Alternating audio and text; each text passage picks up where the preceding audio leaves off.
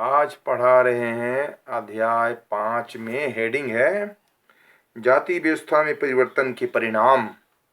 जाति व्यवस्था में परिवर्तन के परिणाम है ना। एग्जाम में आएगा जाति व्यवस्था के परिणाम से क्या समझते हैं, अथवा जाति व्यवस्था के परिणाम कौन कौन है, अथवा जाति व्यवस्था के परिणाम में कोई परिभाषा लिखे, है ना। तो देखिए, जाति व्यवस्था में अब आगे अनेक बदलाव ने न केवल उसकी संस्तरण व्यवस्था सिस्टम को प्रभावित किया है, बल्कि नियमों लॉ में भी काफी परिवर्तन किया है, चेंज किया है ना। नियम लॉ में चेंज किया, परिवर्तन किया है। भारतीय समाज, इंडियन सोसाइटी में ऊपर वर्णित कारकों के फलस्वरूप, जो हम कारक पढ़ाए हैं, कारक के फलस्वरूप निम्नलिखित परिणाम सामने है, जो निम्न प्रकार हैं। जैसे हम विशेषता पढ़ा चुके हैं, कारक पढ़ा चुके हैं, उसके आधार पर इसके निम्न परिणाम हैं, जो निम्न प्रकार है। लिखने का शैली है, लिखिएगा इसी प्रकार, सुन लो। निम्न प्रकार है, इस प्रकार है। पहला क्या है? जाति संस्तरण में परिवर्तन, कास्ट सिस्टम में परिवर्तन है, परिवर्तन हुआ है।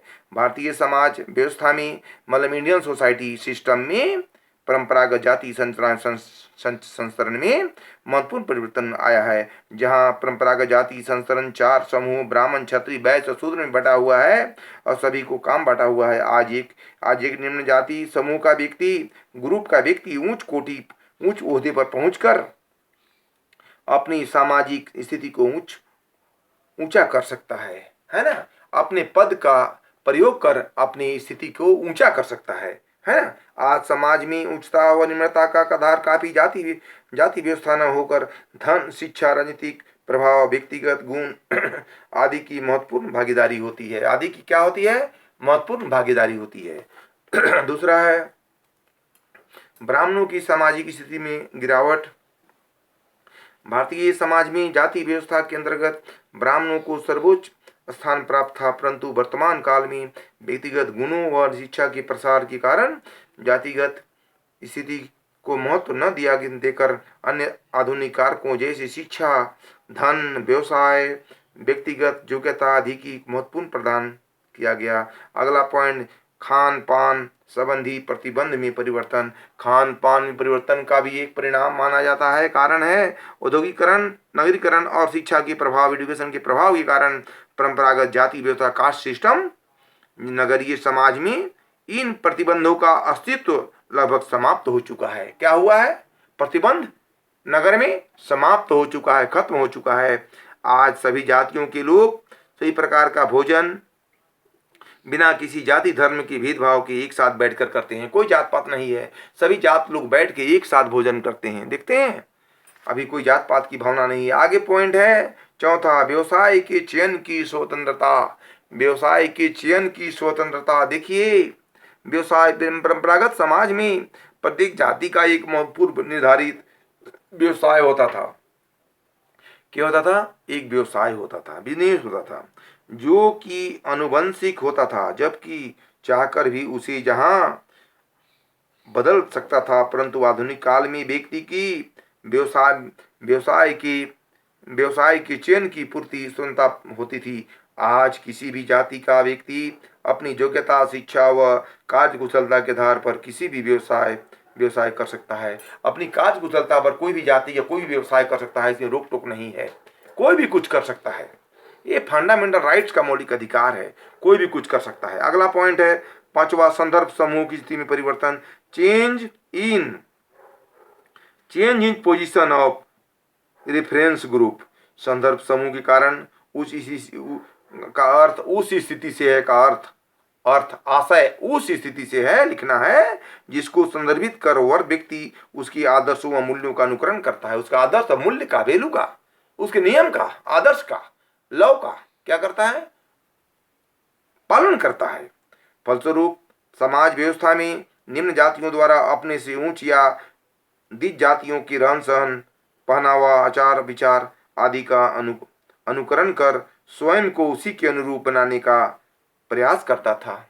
उसी के अनुरूप बनाने का प्रयास करता था। इस प्रक्रिया को एम श्रीनिवास ने संस्कृतिकरण की प्रक्रिया नाम दिया, परंतु अब स्थिति विपरीत है। आज व्यक्ति किसी राजनेता, अभिनेता व राष्ट्रीय खिलाड़ी आदि को अपना संदर्भ समूह मानकर उसका अनुसरण कर रहा है। क्या कर रहा है? उसका अनुसरण कर रहा है। जातिगत संबंधों में परिवर्तन, चेंजेज इन कास्ट रिलेशनशिप। आज समाज में हुई विभिन्न बदलाव के कारण विभिन्न जातियों की पारस्परिक संबंध में परिवर्तन आया है। वर्तमान दौर में किसी भी जाति का व्यक्ति किसी को अन्य जाति पर निर्भर नहीं है। देश में लोकतंत्र की स्थापना के पश्चात चुनावी प्रक्रिया में आरक्षण लागू होने से निम्न जातियों में भी समानता का भाव पैदा हुआ है। अब देखिएगा, कोई जात पात की भावना नहीं है। हर नीची जात का लोग ऊपर उठ रहा है, एक साथ बैठ के खा रहा है, पी रहा है, घूम रहा है। कोई जात पात की व्यवस्था नहीं। अंतर्जातीय विवाह भी हो रहा है।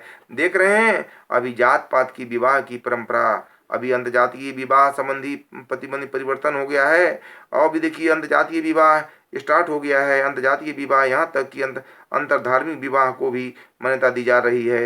यदि भी ऐसे विवाहों का प्रावधान बड़े बड़े महानगरों तथा नगरीय जीवन शैली तक ही सीमित है, परंतु आगे आने वाले समय में विवाह की स्थिति में और अधिक परिवर्तन की संभावना से इनकार नहीं किया जा सकता है। अभी देखिएगा समाज में काफ़ी बदलाव आया है, काफ़ी चेंजिंग हो रहा है, समाज आगे बढ़ रहा है।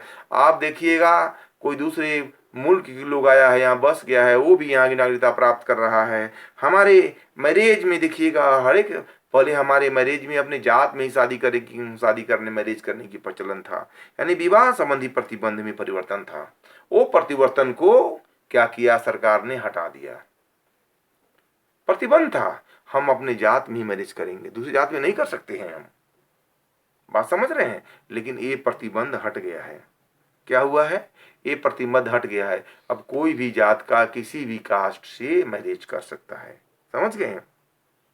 ऐसे विवाहों का प्रचलन बड़े बड़े महानगरों तथा नगरीय जीवन शैली तक ही सीमित नहीं, परंतु आगे आने वाले समय में विवाह की सही स्थिति में और अधिक परिवर्तन की संभावना से इनकार नहीं किया जा सकता है। उपयुक्त विवेचना के आधार पर, पैराग्राफ चेंज करके लिखिएगा, उपयुक्त विवेचना के आधार पर, उपयुक्त वर्णित के आधार पर यह कहा जा सकता है कि जाति व्यवस्था का परंपरागत स्वरूप पूर्णतः बिल्कुल हो चुका है। यद्यपि जाति का राजनीतिकरण हो जाने के कारण ब्लॉक, तहसील, जिला, प्रदेश व राष्ट्रीय स्तर पर अनेक जाति संगठनों का निर्माण हुआ है, जो जाति की परंपरागत स्थिति को बनाए रखने के लिए प्रयत्नशील है। परंतु परिवर्तन की तीव्र गति व शिक्षा की प्रचार प्रसार के कारण अब ऐसा संभव नहीं हो सका है। औद्योगिकरण, नगरीकरण, शिक्षा, धन की महत्ता, पश्चिमी सभ्यता व संस्कृति का प्रभाव और व्यक्तिवादिता एवं भौतिकवादिता की भावना की प्रबलता के कारण जाति व्यवस्था की मूलभूत संरचना की स्थिति में भी और भी परिवर्तन हुआ है। काफ़ी चेंज हुआ है जाति व्यवस्था में, काफ़ी हमें चेंजिंग मिल रहा है, देखने को काफ़ी चेंज मिल रहा है। परिवार में, समाज में,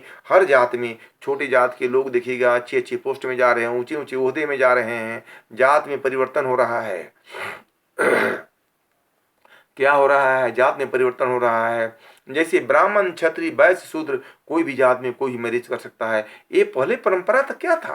पहले परंपरा था हम अपने जात में ही मैरिज कर सकते हैं, अपने जात से हम कुछ नहीं कर सकते हैं बाहर में। लेकिन अब तो जात पात की भावना नहीं है, एक थाली में खाना है, एक जगह रहना है। अब पहले था कोई दूसरे जात में मैरिज करता तो उसको समाज से बाहर कर देता था, लेकिन अब तो परंपरा उल्टा हो गया, कोई भी समाज का मैरिज कर रहा है। अनजातीय विवाह का प्रचलन, प्रतिबंध हट गया। तो ये 7वां पॉइंट है, विवाह संबंधी प्रतिबंध में परिवर्तन। यानी विवाह संबंधी परिवर्तन में क्या हुआ है? काफ़ी परिवर्तन हमें देखने को हुआ है, काफ़ी चेंज हुआ है, और आगे देखने में और हमें चेंज देखने को मिलेगा। यही कहने का मतलब है कि आगे देखने में हमें परिवार में और चेंज मिलेगा हमको देखने में। बात समझ गए? अभी इतना ही है, लेकिन हमें आगे देखने में और हमें चेंज मिलेगा समाज में, परिवार में। हाँ, हमको कि कितना चेंजिंग आया है।